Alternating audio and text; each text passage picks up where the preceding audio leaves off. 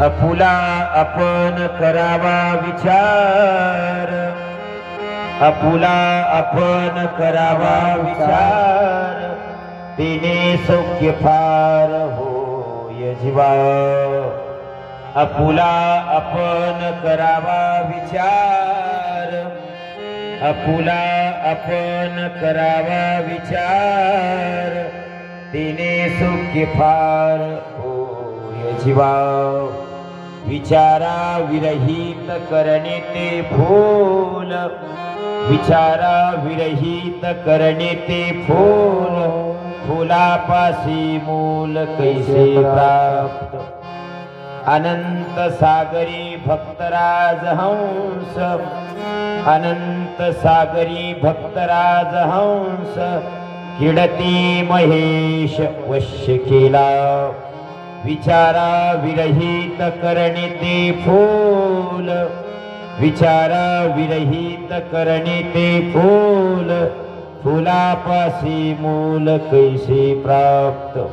लक्ष्मण म्हणे जीवन मुक्त चारा, लक्ष्मण म्हणे जीवन मुक्त चारा, भक्षुनी शंकरा प्रिय केला। विचारा विरहित करणे ते फूल, विचारा विरहित करणे ते फूल, फुलापासी मूल कैसे प्राप्त। शिवहर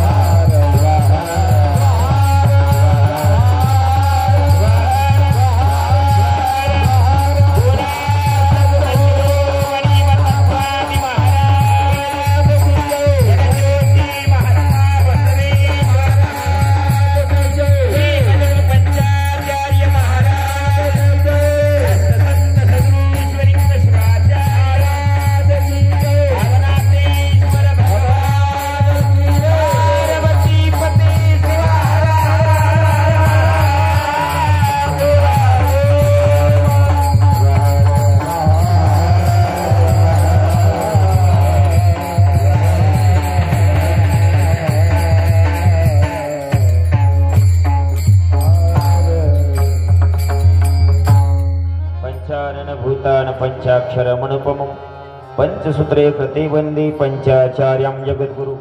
यामाहु सर्वलोकानां प्रकृतिं शास्त्र पारगा, तं धर्मचारिणी शंभु प्रणनामि परम शिवं।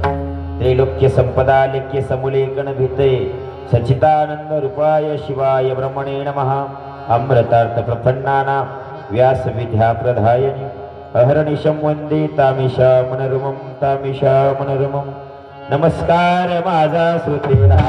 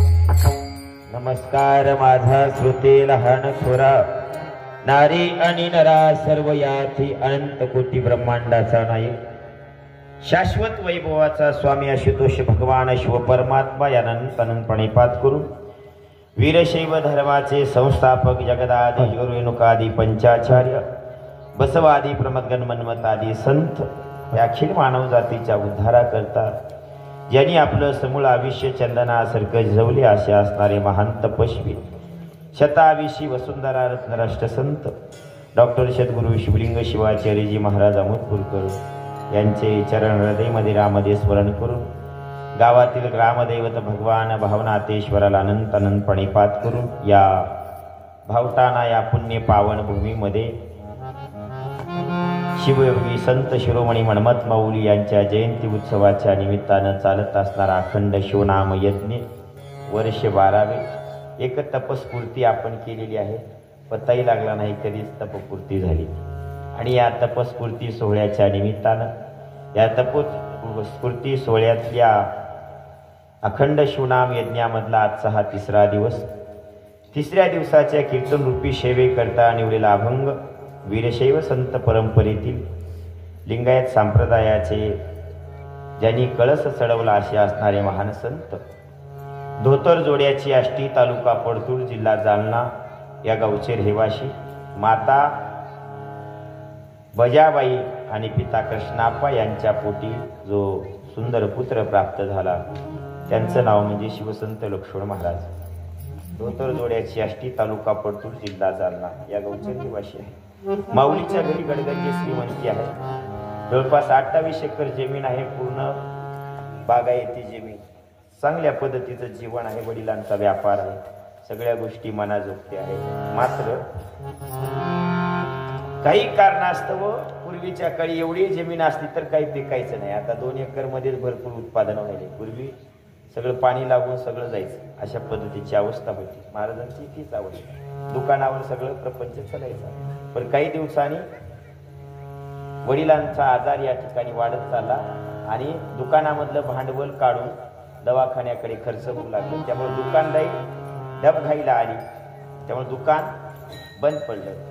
शिवसंत लक्ष्मण महाराज धोतर जोड्याच्या आष्टीला खामगावला जातात. आष्टीवरून आणि आपल्या उदरनिर्वाहाकरता एक साधन निवडतात. त्यांनी एका मोनिमीचा व्यवसाय पत्कारला. खामगावला गेल्याच्या नंतर एका मारवाड्याकडे आणि तिथं त्यांचा एक मित्र स्वामी नावाचा त्यांचा असायचा आणि शिवसंत लक्ष्मण महाराज जे काही व्यापाराचा ताळाबंद असेल ते नित्य नियमानं बरोबर ठेवायचे. काही कारणास्तव घराकडली मनस्थिती घराकडलं वातावरण बरोबर नसल्यामुळं मनस्थिती या ठिकाणी शरीराला त्रास होऊ लागला आणि त्या त्रासापोटी मनस्थिती खालावल्यामुळं त्या चुकीमध्ये त्या हिशोबामध्ये काही चुका झाल्या आणि त्या चुका झाल्यामुळं शिवसंत लक्ष्मण महाराजाला नको त्या शब्दामध्ये तो मारवाडी जो व्यापारी आहे त्यांनी त्या शब्दामध्ये त्यांचा अपमान आणि अपमान झाल्यामुळे शिवसंत लक्ष्मण महाराजाला ती जिवारी लागला.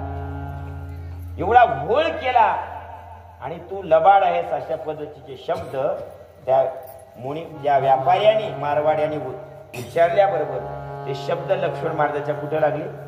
जीवाला लागले. आणि जीवाला लागल्याच्या नंतर शिवसंत लक्ष्मण महाराजांनी सांगितलं या संसारामध्ये सुख आहे असं कधीच वाटत नाही. आणि त्यांनी आपल्या मित्राला म्हणून दाखवलं, कसल्याच पद्धतीची मध्ये चूक नसताना या सावकारांनी मला नको त्या शब्दामध्ये सुनवलं. आता मला तर काही या संसारामध्ये नकोसं वाटतं. म्हणजे काय करायचं, आपल्यासारखा माणूस काय केला आता विष पिला असतं. पण लक्ष्मण महाराजांचं जीवन बघा, त्यांनी सांगितलं असं काहीतरी करा की माझ्या जीवनामध्ये बदल झाला पाहिजे, काहीतरी माझ्यावर कृपा करा. कोणाला म्हणे, मित्राला, आपल्या त्या स्वामी मित्राला. ते स्वामी महाराज म्हणाले, आम्ही कोण तुमच्यावर कृपा करणारे, तुमच्यावर कृपा करणारे तुमचे गुरु. आणि त्यांनी म्हणले, कोण आहेत आमचे गुरु, कोण आहेत आमचे गुरु. असं उच्चारल्याबरोबर शिवसंत लक्ष्मण महाराजांना त्यांनी सांगतात, बाबा तुमचे कुलगुरु जे आहेत ते साखरखेड्या मठाचे गंगाधर नावाचे स्वामी त्यावेळेस मठाधिपती होते. आणि तो मठ, त्या मठाची उपशाखा मठ परतुरला होता. तिथं महाराज गेले, पण तिथं कोणीच नाही. लक्ष्मण महाराजांनी तिथून चलत साखरखेड्याला गेले. साखरखेडा हे गाव सिंदखेड राजा तालुका आणि जिल्हा बुलढाणा. गावाच्या बाहेर घनदाट अरण्य आहे आणि त्या अरण्यामध्ये पळसांच्या झाडाची संख्या जास्त आहे. आणि तिथे एका मरुळाराध्य स्वामींनी अघोरी साधना करून त्या साधनेच्या माध्यमातून तिकडे सगळे दुसरे पशुपक्षी प्राणी आपल्या साधनेने आपल्या जवळ धरून ठेवले आणि सिद्धीचं ज्ञान त्यांनी प्राप्त केलं. त्या पळसाच्या झाडाखाली मग त्यांना परसिद्ध हे नाव पडलं. शिवसंत लक्ष्मण महाराज त्या साखरखेडा मठाला जातात. गेल्यानंतर त्या मठामध्ये माऊलीचं दर्शन घेतात. त्यावेळेस नित्य नियमानं महाराज हे प्रश्न आपल्याला विचारतात, कुठून आलात, कोण्या गावचे आहोत, असं विचारायला सुरुवात केली. त्यावेळेस नको त्या शब्दामध्ये विरक्त उत्तर दिले महाराजांनी. आम्ही आलो मायापुरीतून, जायचंय कुठं, उदासपुरीला. जीवनाचा प्रवास बघा, माणूस बनतंय कसं. आणि हे सगळं झाल्याच्या नंतर शिवसंत लक्ष्मण महाराज म्हणतात, आमच्यावर काहीतरी कृपा करा. त्यावेळेचे महाराज जे आहेत मठाधिपती गंगाधर नावाचे स्वामी आहेत, त्यांनी म्हणले, आम्ही नाही कृपा करू शकत तुमच्यावर, तुम्हाला जर कृपाच करून घ्यायची असेल तर त्या फलसिद्धाच्या समाधीची उपासना करा. शिवसंत लक्ष्मण महाराज नित्य नियमानं सडा सारवण समाधीचं सर्व मठाची सडा सारवण वगैरे करायचे. महाराज गावोगावी फिरायचे. अशा पद्धतीचा क्रम चालला. शिवसंत लक्ष्मण महाराजाला शिवसाक्षात समाधीतून गुरु साक्षात्कार झाला आणि माऊलीच्या जीवनामध्ये बदल झाला. सुरुवातीला माऊलीने परिसिद्ध नावाचं चरित्र लिहिलं आणि 5000 अभंगाचा गाथा लिहिला. संपूर्ण या ठिकाणी देवदेवतांवर, संपूर्ण नद्यावर, संपूर्ण तीर्थाटनावर अभंग लिहिणारे संत शिवसंत लक्ष्मण महाराज 5000 अभंगाचा गाथा लिहिला. या शिवसंत लक्ष्मण महाराजांचं एक आगळं वैशिष्ट्य आहे अभंगाचं, ते म्हणजे गुरुप्रसादाची थोरी, जो आपण शेवटच्या दिवशी अभंग घेतो. हा प्रसाद काय महत्वाचा आहे मानवी जीवनामध्ये. आणि हे सगळं घडल्याच्या नंतर शिवसंत लक्ष्मण महाराज मठामध्ये, गावात तिथं मठात राहतात आणि त्यांना बातमी कळते की तुमचे वडील वारले, तुमची आई वारली, तुमची मुलगी वारली आणि तुमची पत्नी वारली. एवढं सगळं ऐकल्याच्या नंतरही तिळमात्रही त्यांच्यामध्ये फरक पडत नाही. शिवसंत लक्ष्मण महाराज संपूर्ण तीर्थाटन करतात आणि आपल्या गावाकडे येतात. गावामध्ये सिद्धेश्वराचं मंदिर होतं. त्या मंदिराचा जीर्णोद्धार करायला महाराजांनी सुरुवात केली. मंदिर सगळं पडलं होतं. घरची जमीन विकली आणि मंदिराचं बांधकाम सुरू केलं. आणि मंदिर बांधल्याच्या नंतर लाखो भक्त येऊ लागले त्यांच्याकडे. हजारो भक्त यायचे, सत्संग ऐकायचे. आणि प्रत्येक व्यक्तीच्या मनामध्ये शंका आहेत, महाराज आम्ही सुखी कधी होणार, काय आम्ही सुखी कधी होईल. आपण बी एखाद्या महाराजाकडे, एखाद्या संतांकडे, एखाद्या देवाकडे गेल्यावर काय इच्छा असते आपली, सुखी व्हायचं आहे, बरोबर आहे. तशी तिथल्या लोकांची अपेक्षा होती, महाराज एवढं सगळं गेल्यानंतरही पत्नी मरण पावते, मुलगी मरण पावते, वडील मरण पावतात, आई मरण पावते, सगळे गेल्यानंतरही तुम्ही आनंदी आहात, सगळे असून आम्ही तुमच्याकडे दुःखी व्यक्त करतो, याचं कारण काय. त्यावेळेस माऊली जो उपदेश करतात लोकांना, जीवनामध्ये सुख म्हणजे नेमकं काय आहे, सुख जीवनामध्ये सुख कोणाला हवा आहे, कोण दुःखी आहे, कोण दुःखी आहे, कोणाला सुख पाहिजे, कोणाच्या सुखाकरता बेजार होत आहोत, याविषयीचं वर्णन करत असताना लोक म्हणतात, महाराज काही नारळ द्या, काही मंत्र द्या, काही दोरी बांधा, काही गंडा आहे का, ओ कोणता मंत्र आहे का तुमचा, महाराज कोणती माळ घाला. कोणाला म्हणे, शिवसंत लक्ष्मण महाराजांना. महाराज म्हणाले, या सगळ्या गोष्टीनं सुख मिळेल का नाही हे मला माहित नाही, मला माहित नाही. तुम्हाला जर माझं सुख पाहिजे असेल, माझं जर सुख पाहिजे असेल तर हा अभंग आहे. शिवहार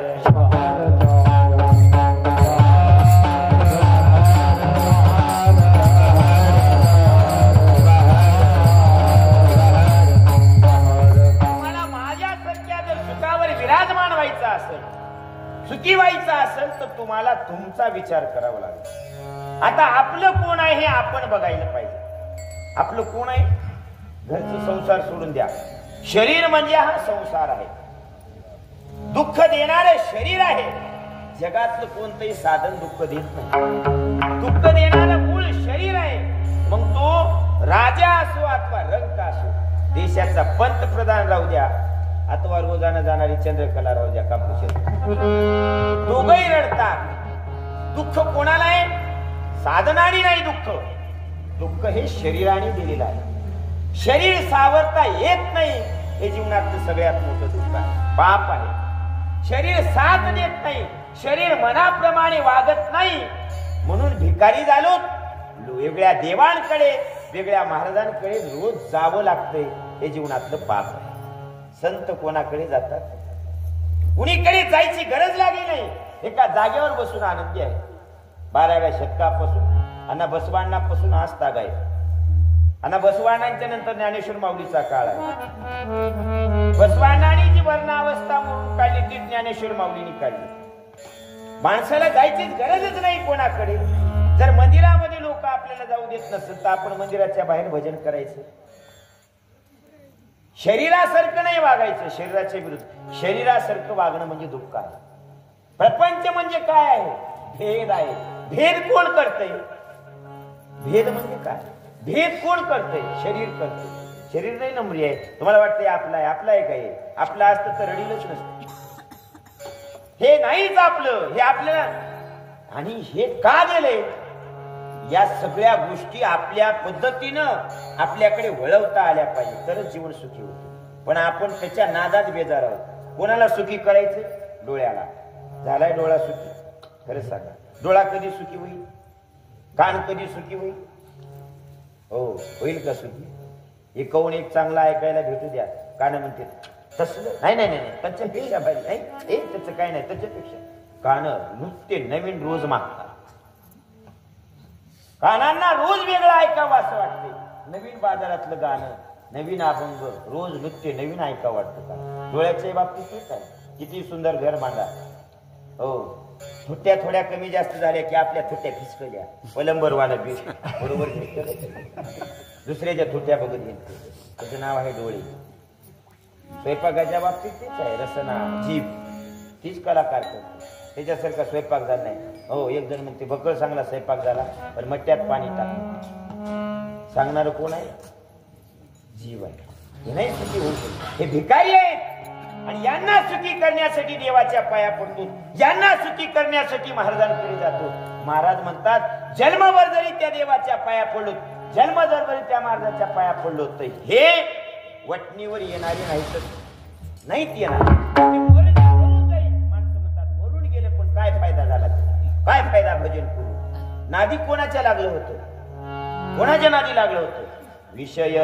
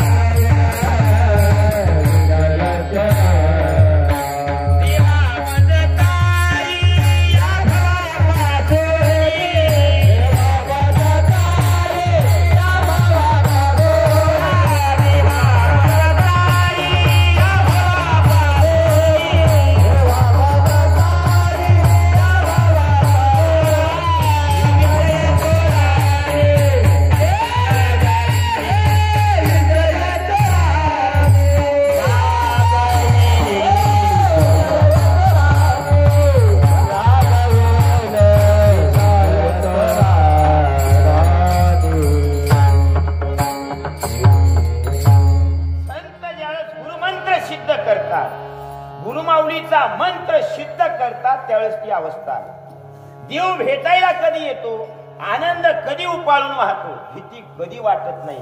आणि कोणाची भीती वाटते असा प्रश्न देवाने, भगवान शिवानी आणि जगन्माता पार्वतीने मन्मथ माऊलीला केला. भीती आहे कोणाची? त्यांनी म्हणले देवा एक भीती आहे या लोकांची. विषय चोराणी नागवी देवा मजतारी या भवापासून ही भीती आहे. या भीतीने या शरीराने माती केली आहे आपली. लोक म्हणजे चूक नाही, कोणाला दुःख आहे, कोणाला सुख पाहिजे? या लोकांना सुखी करण्याच्या नादामध्ये दुःख मात्र जीवाला. कोणाला आहे? जीवाला सुख नाही. जीवासाठी कोण बेदार आहे? जीवाचं सुख वेगळं आणि इंद्रियांचं सुख वेगळं. शिवहार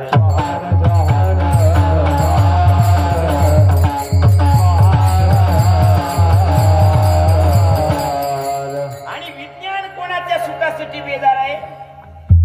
इंद्रियांच्या.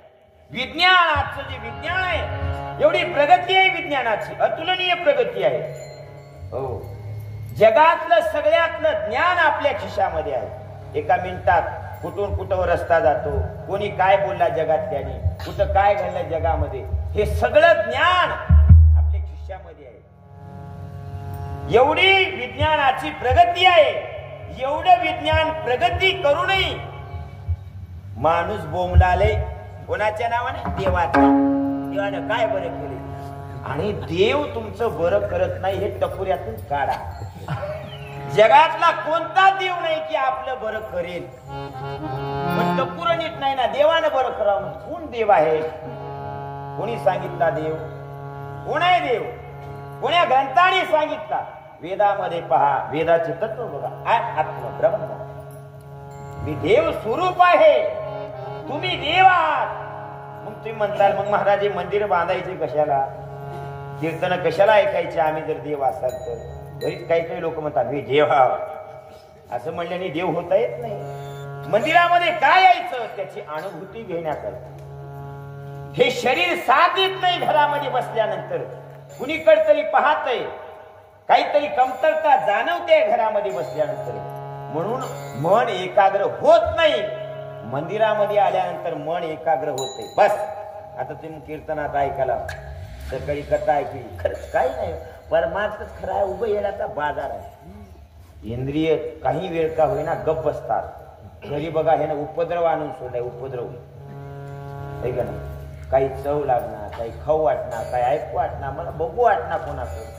इंद्रिय आणि उपद्रव आणून सोडलेले शरीर आहे. आणि हे रडकं शरीर मंदिरामध्ये आल्यानंतर स्थिर होते. याच्यासाठी मंदिर आहे, तुमचे घराने सांगण्यासाठी नाही मंदिर. आणि सांगितलं तरी काही बदल होईना. मरायचे त्या दिवशी मरणार, वाटोळ व्हायचे त्या दिवशी वाटोळ होणार. देवाच्या पारावर आलेल्याचे वाटोळ होणार आहे आणि घरी झोपलेल्याचे वाटोळ. असं काही नाही की मंदिरात आले त्यांचं चांगलं होईल, घरी राहिले ते मरून जाते. मंदिरात येऊन मंदिरातला विचार जिव्हारी लागला तर सुख होईल. मंदिरामध्ये येऊन मंदिरातला विचार, संतांचा शब्द, संतांचे विचार जर जीवनामध्ये आचरणात आणले, जर हृदयाला स्पर्श झाला तर सुखी व्हा. लोक पाया पडायला येतील. संतांचे शब्द म्हणजे चमत्कार आहे. लोकांना वाटते चमत्कारिक महाराज पाहिजे. कोणता चमत्कार? ज्या महाराजाच्या प्रवचनाला, ज्या महाराजाच्या व्याख्यानाला, ज्या महाराजाच्या कीर्तनाला लाखो लोक गोळा होतात, त्या महाराजामध्ये क्वालिटी लई भारी आहे. ही बुद्धीची आपल्या मार्केटिंग आहे. ज्ञान काय सांगितलंय हे महत्वाचं आहे. समाज गोळा झाला म्हणजे महाराज मोठा म्हणता येत नाही. आपण म्हणतोच, हे आपण मार्केट मधले लोक आहोत वाटते आपल्याला. लई लोक होते, महाराजच तसा आहे पॉवरफुल. काय पॉवरफुल? इथपर्यंत पॉवरफुल राहणार आहे तुम्हाला 25 वर्ष. आमचे कीर्तन किती दिवस चांगली गुरुजी, आणखी 10 वर्ष जोराने. 10 वर्षाच्या नंतर बस करा उभं, वर्षावरचा तेच बोर झाले. महाराज हा 10 वर्ष नाही 25 वर्ष टिकते पीक. जास्त दिवस नाही. कोणताही महाराज भादर मोठ्यातला मोठा राहू द्या, किती वर्ष चालेल? 25 ना. लई चालला म्हणलं तर 35 वर्ष. त्याच्या पुढे ते चलतच नाही. किती चलू द्या, बस करा आता म्हणते लोक, बस झालं. मग त्यानं म्हणावं लागते कस काय बरे आहो का, फोन लावते तुम्हाला, चलवायचं. मग पुढे चलत असेल कदाचित, पण चलू शकत नाही. संत आजही अजरामर आहेत. 800 वर्षाच्या नंतर आज त्याच्यात बदल आहे का? विचाराने परिपूर्ण. आणि समाज विचार करत नाही. सुखी कोणीतरी करेल असं वाटते आपल्याला. पद सुखी करत नाही. पदाने सुख मिळत नाही. सत्तेने सुख मिळत नाही. जर सत्तेने सुख मिळत असेल तर देशाचे पंतप्रधान एवढे बेजार झालेच नसते. 5 वर्ष झाले की.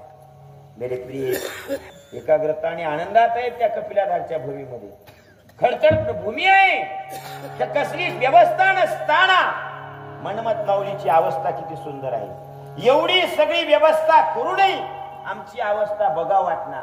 कोणाला दर्शनाला महाराज म्हणजे कसं होईल? काही रोग आलाय का तुम्हाला?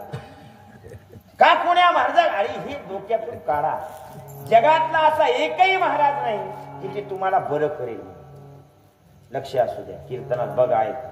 जगात एकही महाराज नाही की तुम्हाला बरं करेल. मग जगात 3 व्यक्ती आहेत तुम्हाला बरे करणारे. 1 तुमची आई वडील, 2 तुमचे गुरु आणि 3 आहेत ते संत. एवढ्याची कदर आहे का आपल्याला? बघा तुम्ही तपासून. एवढ्यानं नसतं विश्वासाने 1 वर्ष तरी यांच्या शब्दावर, यांच्या वचनावर आणि याच्या मंत्रावर विश्वास ठेवा. जीवनात बदल व्हायला वेळ लागत नाही. पण तुम्हाला हे सगळे सोडून बाजारातले लागते. नवीन कोणता महाराज आलाय बघा, म्हणजे त्याचं काहीतरी आणत, नारळ आणू, त्याचं काहीतरी आणू, त्याला जरी आणून पुरला ना घरामध्ये तरी बदल होते. आणून पुरा ती पुरून बी घेते, तुम्हाला एखादी कोटी रुपये देते, पूर तुझ्या गावाला, तरी बदल होत नाही. बाजारू लोकांच्या नादी लागून. आणि झाला एखाद्या महाराजाचा चमत्कार, दिला एखाद्यानं रुद्राक्ष, दिला एखाद्यानं भस्म, काय झालं? कपिला पोरग झालं. झालं पोरग, मात्र पुन्हा ती मॅट्रिक पास होत नाही. पास होत नाही म्हणून पुन्हा त्याच महाराज पोरग झाले तुमच्या आशीर्वादाने, पास होईना गेले. महाराजांनी पुन्हा पुन्हा त्या महाराजाकडे जावं लागते. महाराजांनी आपल्याला ज्ञानी केले का भिकारी केले? सांगा. माऊलीचा चमत्कार बघा, मनमत माऊलीचा. आज माऊलीची अभंग पाठ केली आम्ही आणि तुम्हाला इथून बोलायला लागलो. माऊलीचा मोठा चमत्कार की लोक आम्हाला नमस्कार करतात. घरचे लोक तोंड बघू वाटना गेले तुझं काळ पांढरं होते म्हणून. पण माऊलीच्या अभंगाचा चमत्कार, माऊलीचे अभंग आम्ही पाठ केले आणि लोक, गावातले लोक, नाकारणारे लोक आमच्या पाया पडतात. हा चमत्कार. शिवहार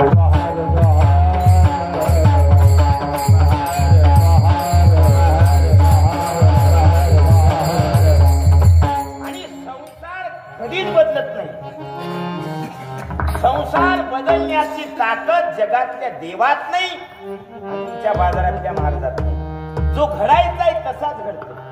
तुम्ही किती काही करा, देवदेव करा, काही करा, चारधाम करा, काशी पर्याग, देवपर्याग, सोनपर्याग, खदरी केला, महाराज एवढं करून सून चहा देना. आता तुम्ही चारधाम करण्याचा, सून चहा देण्याचा प्रश्न कुठं उद्भवला?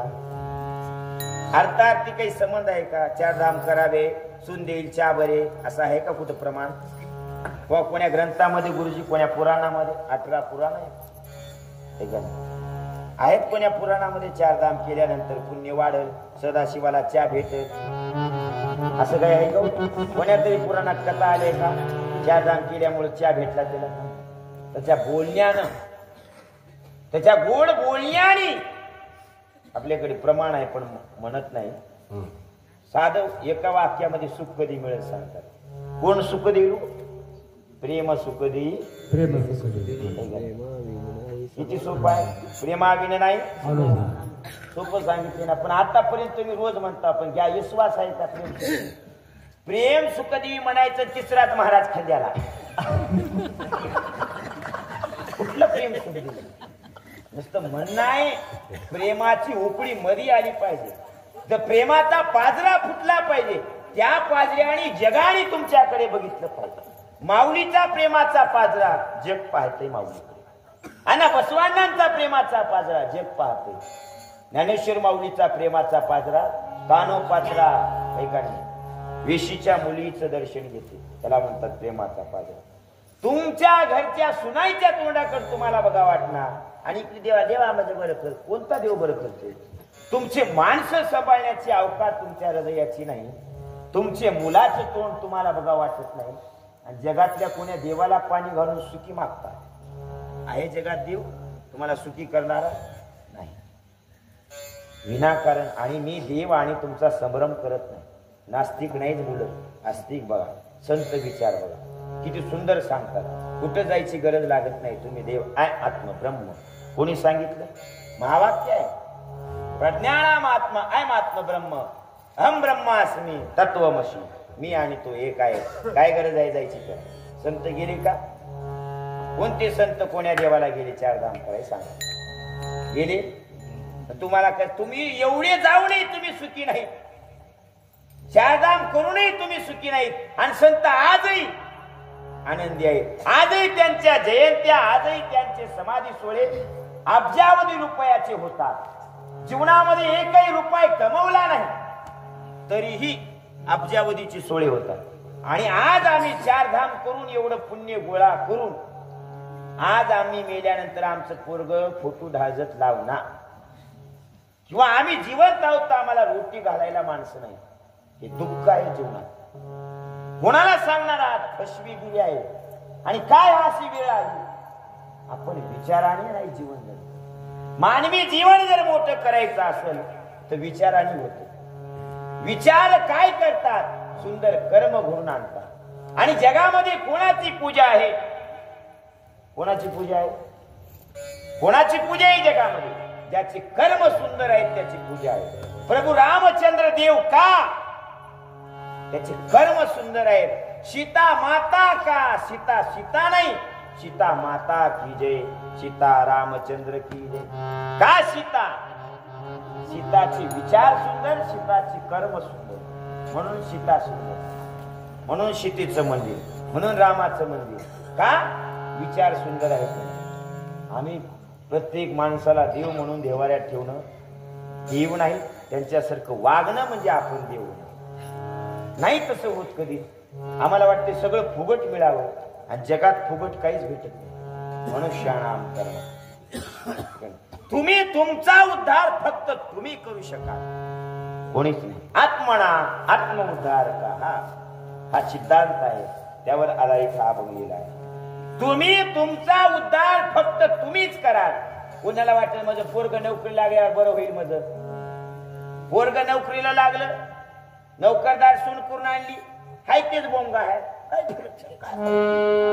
मग म्हणाले झालं नसतं तर बरं होतं, बुडाला असतं तर बरं. नोकरीला लागली ना. नोकरीला कोणी लागल्यामुळं आपल्या जीवनात बदल होतो. पद्धतीमध्ये बदल झाला पाहिजे. आणि पद्धत ही काय आहे? विचारामध्ये पद्धत आहे. विचार हरवलेला आहे समाजाचा. कोणीतरी बुवा, कोणीतरी बुवा, कोणीतरी बावा आम्हाला सुख देईल असं वाटतं. कोणी सुखी देत नाही. आणि आपण इथं आलो कशा करता? सुखी होण्यासाठी. किती वर्षानंतर सुख मिळेल? क्षणामध्ये सुख मिळते. फक्त विचार हृदयाला लागले पाहिजे. लई वेळ लागतच नाही सुखी पाहिजे. एकच विचार हृदयाला भिडला. कोणाच्या? वाल्या कोळ्याचा. तुझे माणसं कोण आहेत? एवढा उपद्रव ज्याच्या करता चालवलास तू, एवढ्या लोकांचा घात केलास, एवढ्या लोकांना प्राणदंड दिलास, एवढ्या लोकांची आत्महत्या केलास, हे कोणासाठी केलास? हे तुझे आहेत का? हे तुझे आहेत का? एवढा शब्द त्याच्या हृदयाला लागला. इतका मोठा महान ब्रह्म ऋषी झाला. पण आपल्या आतापर्यंत तर विचार हृदयाला लागते का? अजिबात लागत नाही. शब्द हृदयाला भिडले की जीवन महान होते. माऊलीचा शब्द आहे, वरी माय बाप मनोनी काय, वरी माय बाप मनोनी काय, वरी माय बाप मनोनी काय, वरी माय बाप.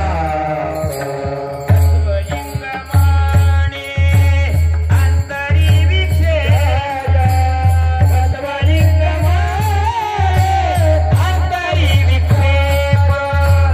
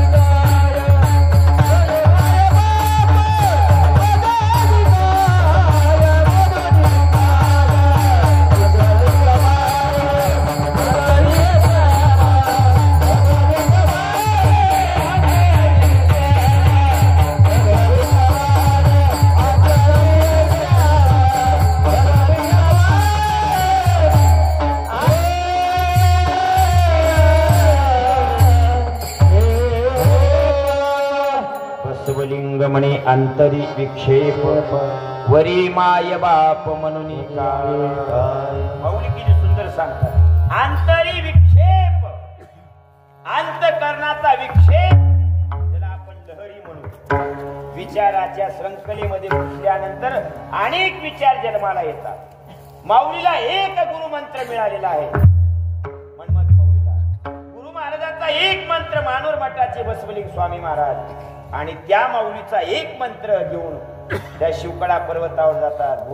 भूम तालुक्यामध्ये शिवकडा पर्वत आहे. त्या पर्वतावर जाऊन बसतात माऊली. महाराज म्हणाले, मनमता तू या मठाचा उत्तराधिकारी हो.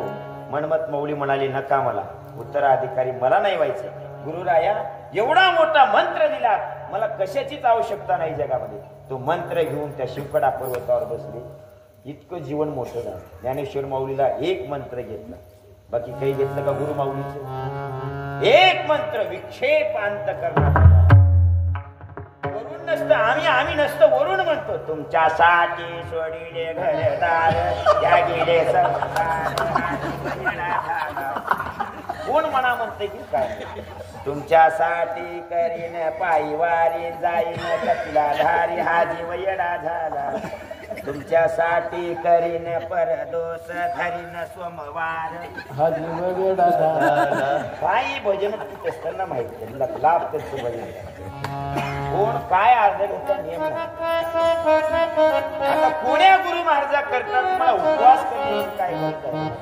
कोण्या गुरुजा महाराजा करता तुम्हाला व्रत करण्याची काय गरज आहे? कोण्या गुरु महाराजा करता पायी चालत जाण्याची गरज का पडते? माऊली म्हणतात का असं? एक ध्यानात धरा गुरु मंत्र, गुरु वाक्य धरा ध्यानी अवघी